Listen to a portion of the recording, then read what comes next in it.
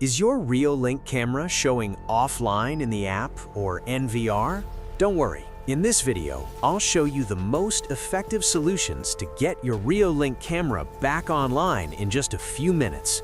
Subscribe our channel for more videos and hit the bell icon. Start by checking your internet connection. If your router is offline or unstable, your Reolink camera won't be able to connect to the network or the cloud. If you're using a Wi-Fi camera, make sure the power adapter is connected securely. For PoE models, verify that the Ethernet cable and PoE switch are supplying power. For PoE cameras, inspect the Ethernet cable carefully. A damaged cable or loose connector is one of the most common causes of an offline camera. If you're using a Wi-Fi model, move the camera closer to the router or install a Wi-Fi extender to improve signal strength and connection stability. Restart both your Reolink camera and your router. A complete reboot often clears temporary network communication problems.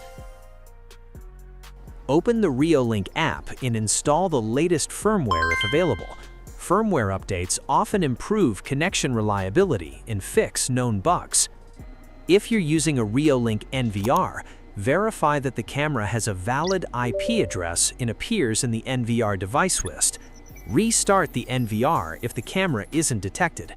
If nothing else works, perform a factory reset. Press and hold the reset button until the camera resets, then add it back to the Reolink app or NVR. After completing these steps, your Reolink camera should reconnect successfully. If it still appears offline, the issue may require assistance from Reolink support.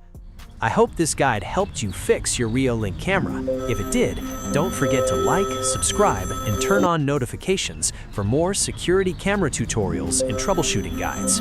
Thanks for watching.